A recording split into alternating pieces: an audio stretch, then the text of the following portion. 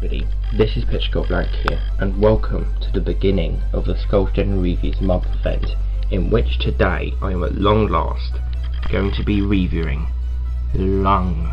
So right then, without further ado, let us begin this Doctor Who book review, which is probably going to be a bit of a long review, as this is probably going to be a bit more of a ranty review, as you guys will see later on. Well, that bodes well for this review, ranty review, or bodes well for the overall appreciation of this book that I have, but you'll find more about that later on. No, this won't be a spoiler review. I'm going to be completely keeping this completely as spoiler free as much as I can, and I don't think there will be any spoilers in this review at all. But yeah, without further ado, let's begin my Lungbarrow review by taking a look at the cover art. So we have the New Adventures, Lungbarrow, Mark Platt against this purple sort of vortex the later version New Adventures had. With some exceptions, it was normally a purple vortex behind the picture and the writing and whatnot on the cover. Although I think on some covers they did render it a different colour. I think they may have rendered it blue on one cover and grey on another cover. I think the grey one I'm talking about must have been Return of the Living Dad, but I could be wrong. And then we have the actual cover art itself. We have, sailing along this sort of gloomy looking corridor, we have in a boat on this water, we have the 7th Doctor, who appears to be trying to use his umbrella as an oar, which is really weird. And then we've got the one-off character Badger, who's rowing the boat. And then we've got all sorts of pictures lining the hallway. We've got, don't know who these characters are, but I think this one over here might be what is known as the Other in this Doctor Who book. And then we've got this sort of tree-lined ceiling. And then for the spine, my copy is very tatty, unfortunately, and there is supposed to be Lungbarrow in yellow here, but my copy is quite old and quite tatty to the point where that printing of Lungbarrow on the spine has sort of faded away. But we've still got Mark Platt and then the Virgin logo down there in a very sort of now faint red. You could probably just barely see that. Here's the camera trying to focus it. And then we've got the back with that purple vortex. We have got Lungbarrow, the blurb, the New Adventures, bit about Mark Platt, who did the cover design and the cover painting, which is Slater Anderson and Fred Gambino. And then we've got prices and stuff, science fiction TV tie-in. And then we've got the barcode. And now for the blurb of or the synopsis of Lungbarrow. Lungbarrow, nonsense child, retorted the Doctor. Grandfather indeed, I've never seen you before in my life. All is not well on Gallifrey. Chris Quedge is having someone else's nightmares. Ace is talking to herself. So is K9. Leela has stumbled on a murderous family conspiracy, and the belligerent Lord President Ramona Vachalunda. Never heard of that word. I had never heard of that word before I got this book. Belligerent. I have to look up what that means. Lord President Ramona Vachalunda foresees one of the most tumultuous, again a word I've never heard of before getting this book, events in her planet's history. The root of all is an ancient and terrible place, the House of Lungbarrow, in the southern mountains of Gallifrey. Something momentous is happening there, but a house has inexplicably gone missing. 673 years ago, the Doctor left his family in that forgotten house. Abandoned, disgraced and resentful, they have waited, and now he's home at last. In this, the 7th Doctor's final new adventure, he faces a threat that could uncover the greatest secret of them all. And then we've got the New Adventures. And then we've got a bit about Mark Platt. Mark Platt wrote Ghostlight, the last Doctor Who story recorded by the BBC, which is now very incorrect. He also wrote the Virgin New Adventure Cat's Cradle, Time's Crucible, and the missing adventure Downtime. He is told that he lives in Islington, but he would not be surprised if that's Time Lord propaganda. And then for the innards of this book, we have Lungbarrow. Then we've got various. Then we've got all of the other books available in the Virgin New Adventure line. The only two that would come after this was The Dying Days, right after this, and Survival Sin. But Survival Sin was meant to come in between Damaged Goods and Bad Therapy. It was supposed to pre-printed in between those two books, so after Damaged Goods and before Bad Therapy. But because of a hard drive crash, Ben Aranovich had to. Kate Orman was drawn in to finish Survival Sin with Ben Aranovich, and because of that, the book wasn't finished and printed until after the New Adventures had officially ended with The Dying Days, which is so odd. So a bit of a miscontinuity right there. Then we've got the New Adventures of Mark Platt, Lungbarrow. Then we've got various copyright guff for Daniel and various quotes. How far, Doctor? How long have you lived? Your puny mind is powerless against the strength of Morbius. Back to your beginning, the brain of Morbius. But how is it that this lies in fine mind? What sees foul else in the dark backward of abysm of time? The Tempest #1, I have no idea what that is. And then we've got the start of the book, which is the prologue. This is a 308 page long Doctor Who book spread across 34 chapters and a prologue. And then at the back here, after the final page, we have gotten special thanks and dedications and love to various people from the Virgin line of books, and yeah, and Mark Platt's family, I think, possibly. I need to have a look at that.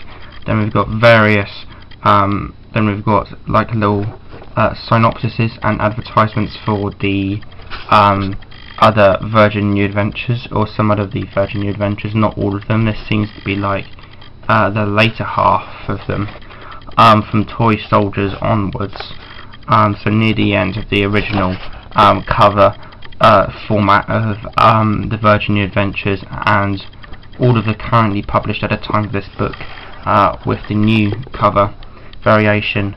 So up and from Toy Soldiers up into the Room with No Doors, basically. And then there we've got, as you can see, the cover is starting to come off, which is a bit unfortunate. Might need to repair this. Virgin Brings You the Future, and then there we've got some various advertisements for Virgin. We've got the advertisement for the final Virgin Missing Adventure, The Well-Mannered War, the final New Adventure, The Dying Days, the first and final Virgin New Adventure of the 8th Doctor, and then we've got the first New Adventure featuring Bernice Summerfield, and also coming in May is Decalogue 4, and then a little reader's note. So now, what is the general consensus and my own personal thoughts and opinions on Lungbarrow? I personally don't feel like I need to say anything in terms of Lungbarrow with the general consensus, because it's Lungbarrow. Come on, it's such an iconic and well-known Doctor Who book. It's just like an extremely praised Doctor Who book, just with like lots of people praising it for like it just being an epic and wonderful finale to the Virgin New Adventures for Sylvester McCoy's Doctor, the 7th, and just having lots of really interesting concepts in it, such as the Other and the Doctor meeting his family.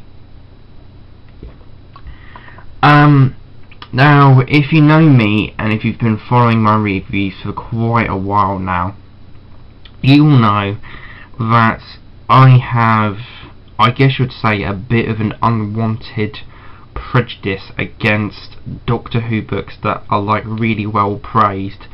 And it's not that I have anything against Doctor Who books. I don't read them and then just make up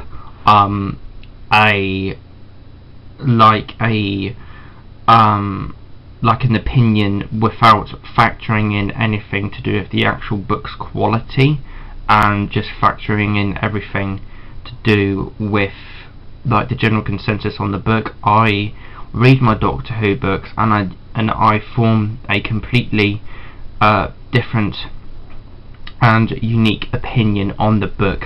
Any prejudices against very well praised or very rare Doctor Who books or anything like that. It just so happens by some weird coincidence that this is the 8th Doctor Who book in my collection in which I find it to be overrated in some shape or form, and it's being a Doctor Who book which is very well praised, very well high up in fan society, or at least very well praised,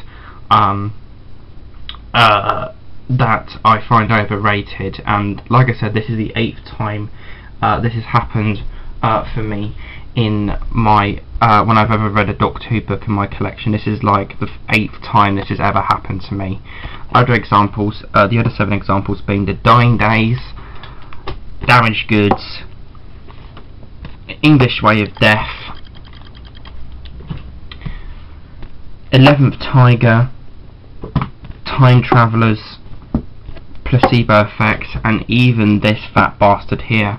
But yeah, as you've already gathered, I don't particularly think Lungbarrow is an amazing book like everybody says is. I don't know what it is with like really well praised Doctor Who books. I just tend to steer more towards the more anonymous Doctor Who books like Force of Shadow and Original Sin and Shakedown even. Those are probably my 3 favourite Doctor Who books of all time.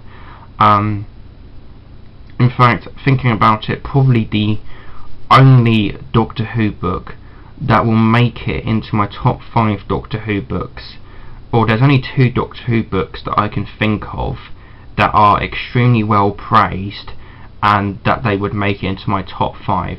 That is The Romance of Crime and Seeing Eye. I don't completely hate all overrated Doctor Who books. It's just by some freakish coincidence that I not necessarily hate, but find them overrated in some shape or form. None of the Doctor Who books I just showed you are necessarily crap.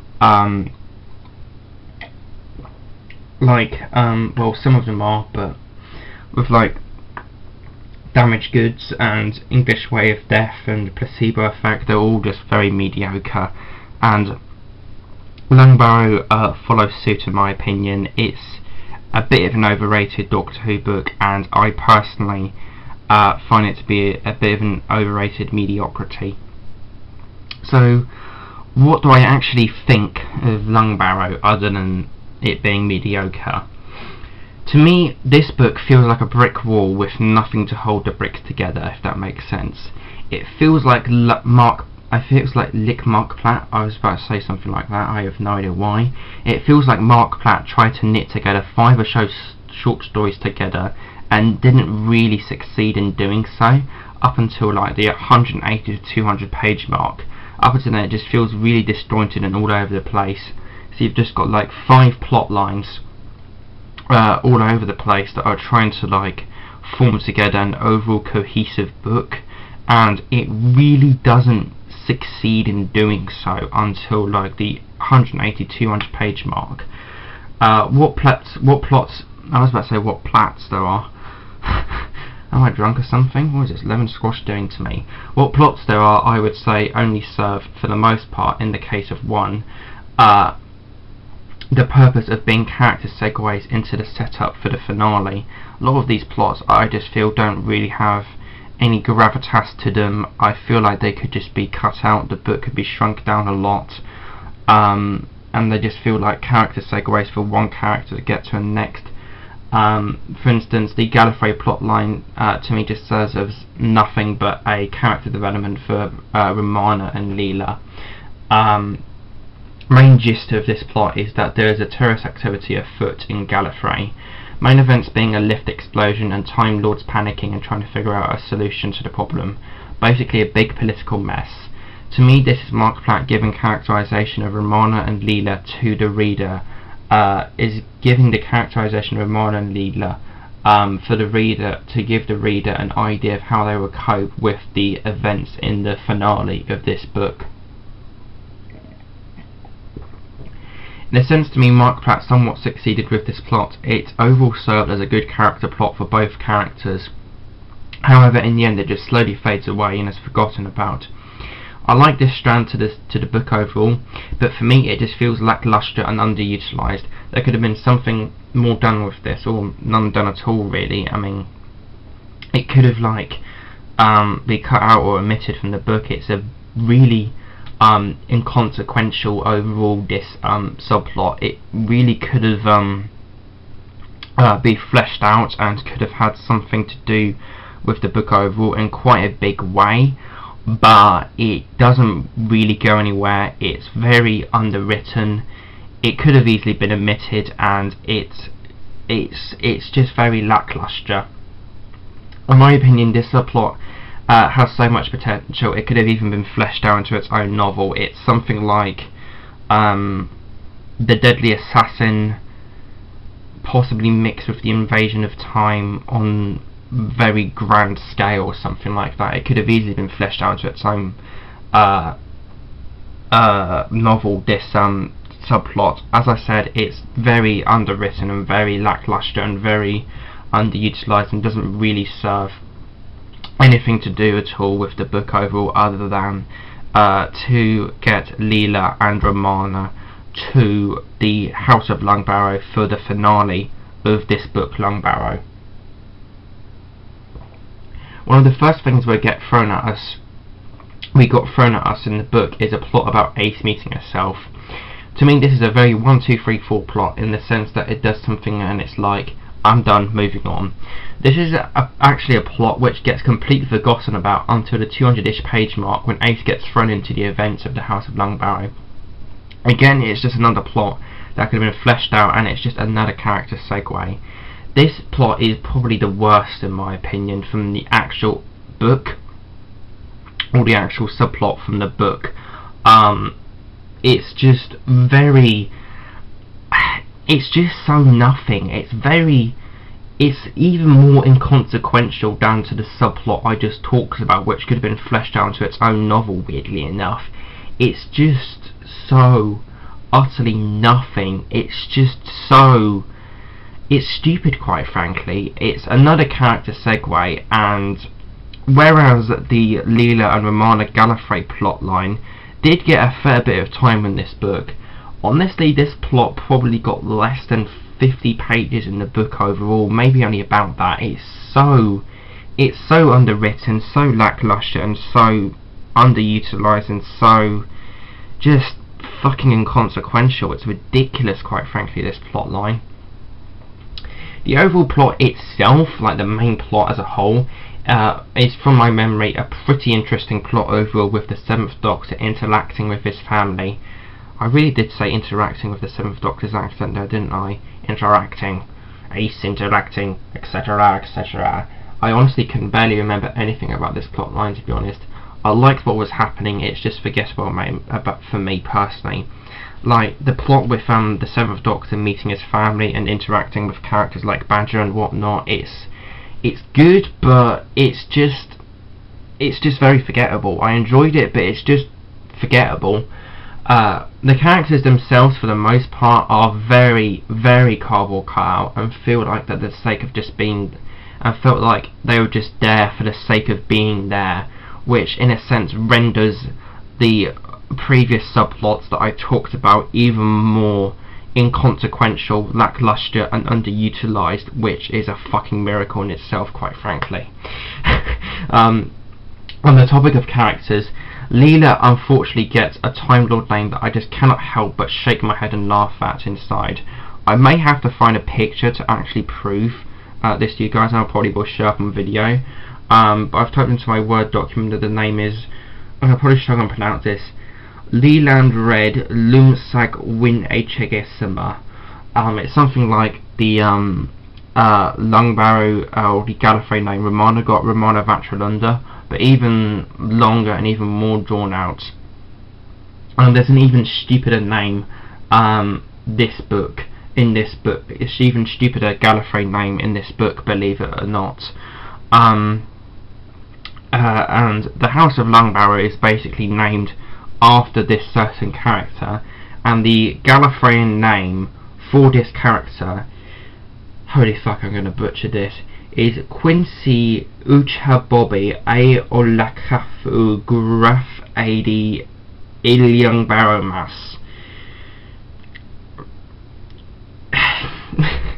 And it's at times like this that it felt like Mark Platt's best friend was rating Lungbarrow was just a fucking skip full of weed and drugs and LSD, and at times like this it feels like I needed the same thing to actually enjoy this book overall. It's just so laughably weird and just odd. I mean, I guess it's just a bit more realistic if you were to put it like that, because this is a very sort of Gallifreyan sort of set plot line or plot to do with the book overall, and I guess giving them Gallifreyan names sort of helps to the sort of, I guess you'd call it, a Gallifreyan realism to this book overall. But it's just ridiculous, quite frankly, these names. The only character out of all of them that I didn't feel was very cookie cut out, the only character I didn't feel that was very cookie cut out was the 7th Doctor himself. He is very traumatised and quite frankly petrified of what's going on, and you can tell he's uncomfortable with being around his family. Out of all the characters in this book, he is the best, but saying that is like icing an extremely bland cake. Even the Doctor in this book I wouldn't consider an outstanding character, to be honest. How about the other, which I think is this guy here? Well, out of Lungbarrow, this was like the only real thing that aroused my curiosity. The plot didn't really grab me. It was fairly interesting to meet the Doctor and his family, but see the Doctor meeting his family and whatnot. But like, this was the only real thing out of Lungbarrow that I was like, oh my god, that sounds interesting as shit. I really wanna sort of experience Lungbarrow for this. So how was the other? Well, unfortunately the book pretty much gives us fuck all about this character. It's just instead of getting a fully baked cake of an explanation, we get like the teeniest slice of an explanation imaginable. Honestly, barely anything is given about this character. He is just there for the sake of having a villain, really. It's such a bloody shame, because I can see this being a stellar character. It's just that his presentation in this novel is extremely underwhelming. I did only get and yeah, it's extremely underwritten character. There are some places in this book where he was really good, but he could have been fleshed out so much more. But it's just probably one of the biggest ways to describe Lungbarrow overall. It's very underwritten, very inconsequential overall, and it's just a massive missed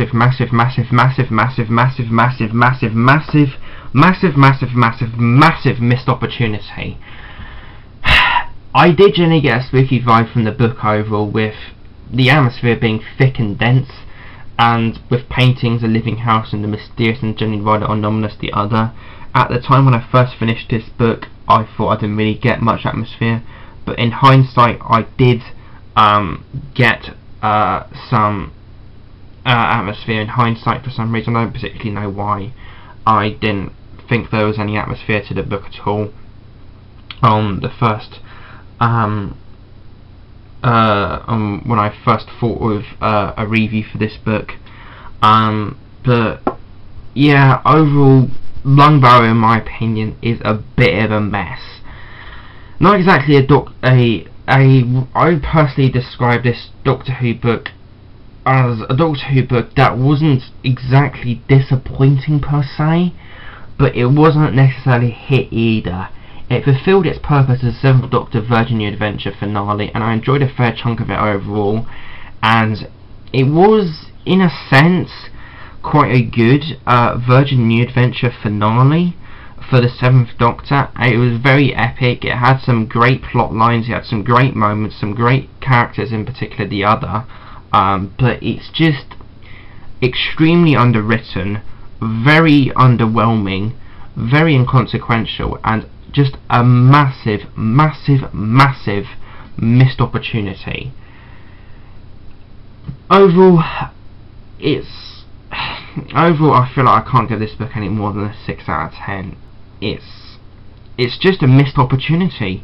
That's what I can really say on Lungbarrow personally. I mean, overall, it's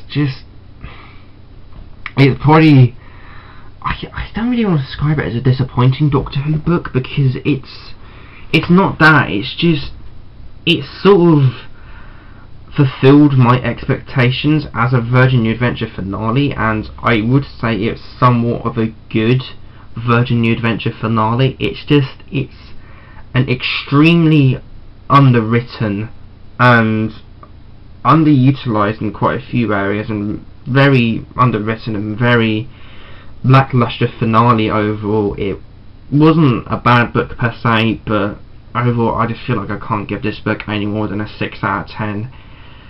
Would I recommend Lungbarrow?